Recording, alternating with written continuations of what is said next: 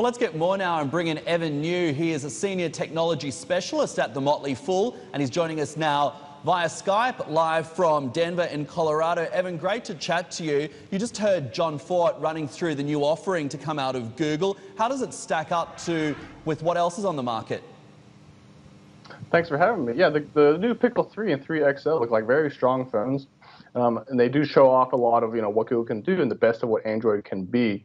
And they, with the Pixel 2 last year, they really established themselves as they're taking hardware very seriously, particularly with camera quality. And I think that these new phones will really kind of build on that momentum.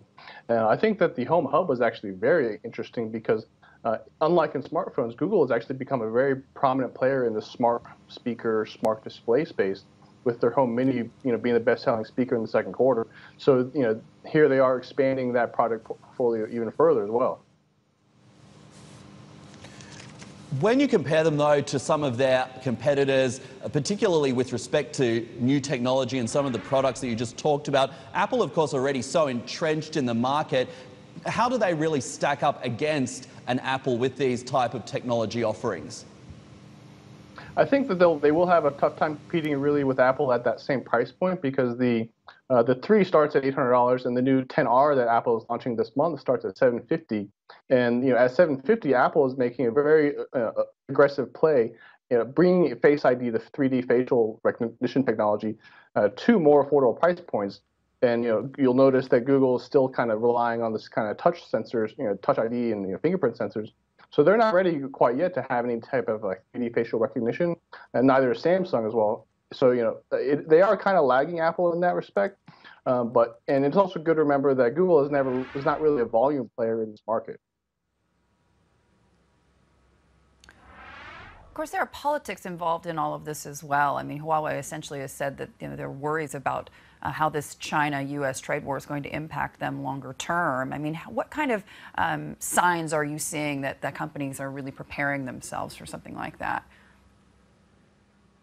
Google is certainly involved in China with there's been a lot of talk about them building a search engine that's censored for the Chinese market, and it's not clear how much the trade war that President Trump is starting will impact Google because again their volumes aren't very big. I mean, they only shipped about 4 million phones in 2017 compared to 1.5 billion for the global smartphone market. So to the extent that they do face any type of tariffs on components coming in from China, I think it'd be pretty limited in terms of its impact on China, or in terms of an impact on Google. But I think the bigger concern for them is, there's all this talk about them launching the censored search engine, which has been quite controversial internally.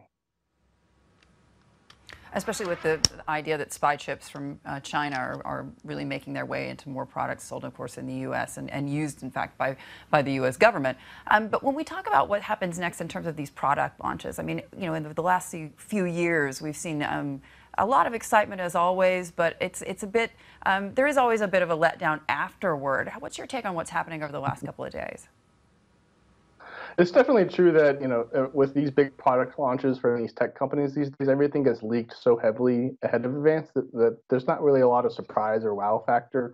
So I definitely agree with you there that they can be underwhelming, certainly. Just before we let you go, we, of course, we're hearing some more about what Huawei is doing at its event in China. Our reporter Arjun there on the ground. When you look globally at tech companies, what do you make of the likes of Huawei or ZTE? Because where I am in Australia, they've of course been banned from participating in the build out of our 5G network here. Do you think that those companies are going to struggle globally when you have governments like the government here in Australia saying, you know what, you can't participate in this technology build out?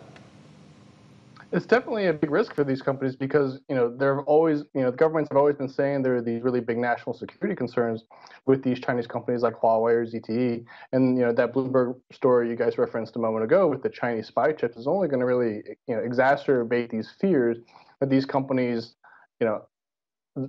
present a risk to other countries. So I do think that, that storyline and those fears are only going to get more prominent over time. Hey everybody, it's Hadley Gamble from our new CNBC Middle East Bureau in Abu Dhabi. Thanks for stopping by. Now to watch more, you can try one of the videos that just popped up on your screen. And don't forget to subscribe.